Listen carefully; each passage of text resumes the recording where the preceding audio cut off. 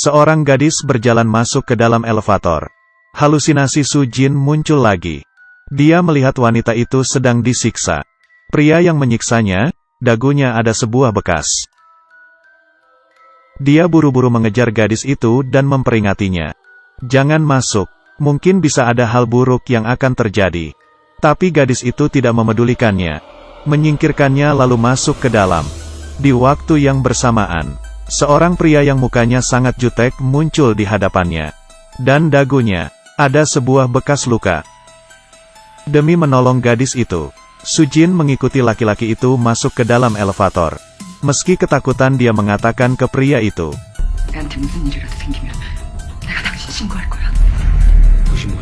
Pria itu memunculkan ekspresi yang kejam. Dan langsung menyekik lehernya. Dan di saat itu, dia tiba-tiba melihat takdir pria itu. Dia dibunuh oleh seseorang. Lalu memasukkannya ke dalam koper dan membawanya pergi. Tidak menunggunya berkata, elevator pun sampai. Dia dilempar keluar dengan keras. Suaminya pun muncul, dan langsung memeluknya. Su Jin panik, tidak berhenti berkata ke suaminya. Pria di lantai 7 itu akan mati. Tapi suaminya tidak percaya, mengatakan tidak akan terjadi apa-apa.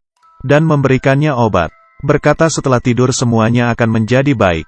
Di tengah malam, Su Jin terbangun. Dia pergi ke lantai 7. Dan mendengar suara yang dikeluarkan oleh gadis itu dari dalam. Dia baru saja ingin membunyikan bel pintu.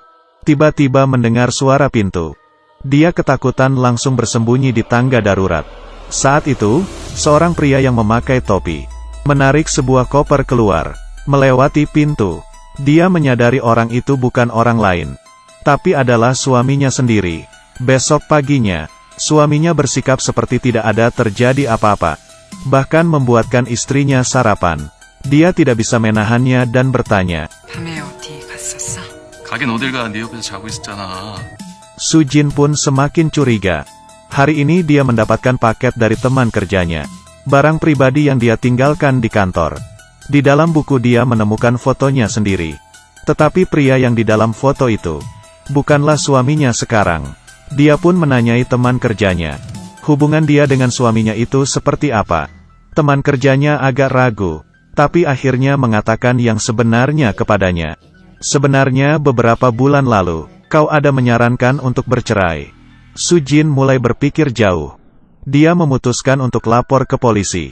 Dan di sisi lain, suami sedang mempercepat proses imigrasi. Bahkan mengganti jadwal penerbangan. Sebenarnya, dia dari awal sudah memasang pelacak di HP istrinya. Sehingga dengan jelas mengetahui posisi istrinya. Saat itu dia melihat istrinya sedang di kantor polisi. Dengan buru-buru dia mengejar ke kantor polisi. Su Jin pun langsung panik. Di depan polisi menunjuk dia. Sang suami tidak mengubah pernyataannya. Untuk menemukan kebenaran, polisi hanya bisa pergi ke tempat kejadian untuk memeriksa. Saat membuka pintu kamar lantai 7, perempuan itu terdiam. Apartemen itu ternyata kosong. Sama sekali tidak ada orang yang tinggal.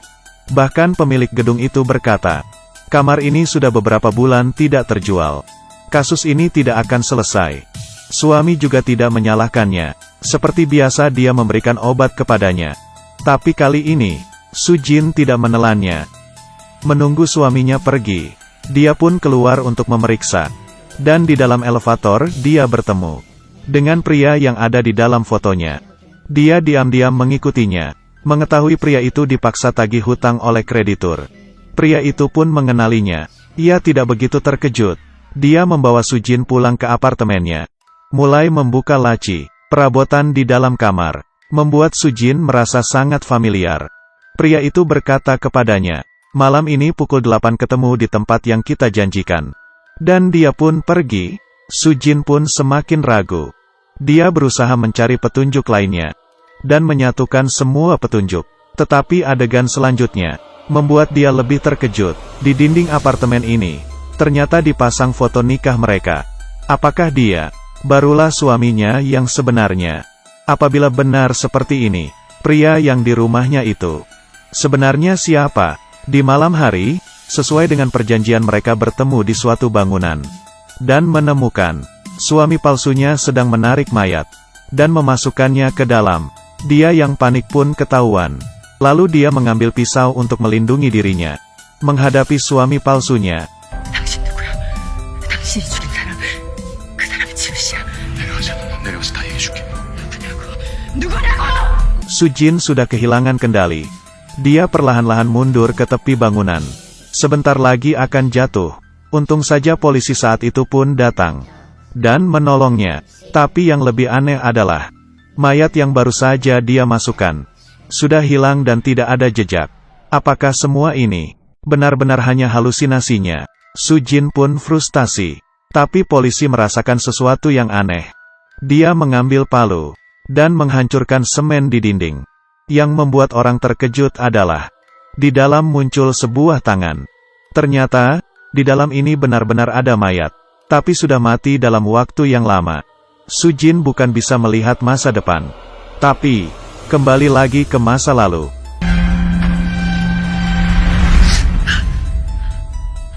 Di kantor polisi, suami palsu berkata dengan muka tanpa ekspresi. Pria yang di dalam semen itu dialah yang membunuhnya. Pria itu dan Sujin barulah pasangan suami istri yang sebenarnya. Dan dia sendiri adalah kakak adopsinya Sujin. Nama aslinya adalah Sunwo. Setelah Sujin hilang ingatan, dia berpura-pura menjadi suaminya. Tujuannya untuk membohonginya dan mendapatkan kompensasi dari asuransinya. Tetapi Sujin merasakan hal itu bukanlah yang sebenarnya. Dia ingin lebih mengetahui hal itu. Sunwo pun tidak ingin membicarakannya lagi. 더 이상 할 말 없습니다. 그만하시죠. Sujin pun pulang ke rumah. Di lantai bawah, dia bertemu dengan seorang gadis. Hatinya tergerak, menanyai nama sang gadis. 최수진, 김수진이라니까? 김선우 동생. Ternyata gadis ini adalah dirinya di saat masih anak-anak. Lalu gadis yang di lantai 7 itu siapa? Ternyata itu adalah dirinya di saat remaja. Saat itu dia disiksa oleh ayahnya. Lalu kakaknya datang untuk melindunginya. Dan tidak sengaja membunuh ayahnya. Dan di tengah malam membawa mayat sang ayah pergi. Saat itu, Sujin baru menyadari. Ternyata dirinya bukan bisa melihat masa depan. Tetapi sedang halusinasi tentang kejadian yang dia pernah lalui. Sejak saat itu, dia sangat merasa bersalah kepada kakaknya. Setelah tumbuh besar, dia menikahi seorang pria. Tapi pernikahannya tidak bahagia. Suaminya sangat temperamen, dan banyak hutang. Dia sudah berkali-kali mengatakan untuk bercerai. Tapi suaminya tidak setuju. Dan di malam itu, penagih hutang itu bertemu dengan suaminya di gedung. Siapa sangka ternyata suaminya membunuh penagih hutang tersebut, dan memasukkannya ke dalam lubang. Dan memasukkan semen. Sujin yang diajak ketemuan pun melihat semua kejadian itu. Suami takut Sujin akan melapor ke polisi. Pun memukulnya.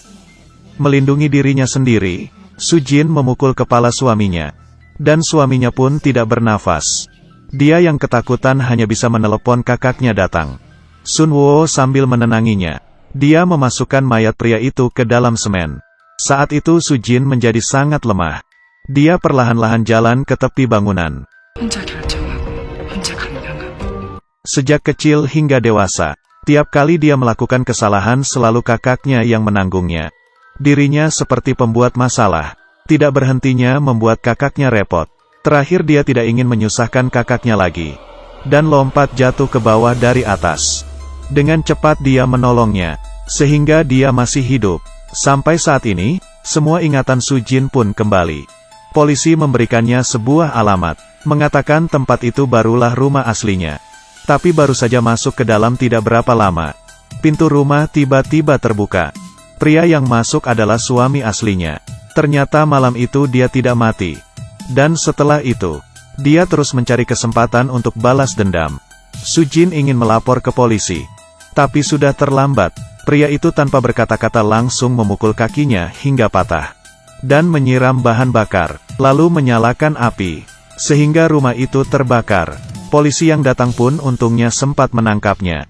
Tapi Sujin yang terluka tidak bisa bergerak untuk kabur. Saat itu Sunwo datang lagi menyelamatinya. Di saat itu, dia tahu Sujin dalam bahaya. Diam-diam keluar dari kantor polisi dan langsung pergi dengan cepat. Tapi bara api semakin membesar. Dia tidak bisa kabur keluar. Hanya bisa menunggu pertolongan dan menenangi Sujin. 오빠 나 이제 다 기억나. 울지 마. 나는 그럴 수밖에 없었으니까. Di saat Sujin sudah siuman, polisi berkata kepadanya, Sunwo sudah mati. Sebelum dia mati, dia menggunakan tubuhnya untuk melindungi Sujin. Di akhir cerita, Sujin pergi sendiri ke tempat yang mereka sudah janjikan. Sunwo selalu hidup di dalam hatinya. Dan kenapa bisa ada dua foto nikah? Karena mengikuti tradisi, sebelah kanan pengantin adalah pengantin pria, dan keluarga adalah berdiri di sebelah kiri pengantin. 보내지 말고.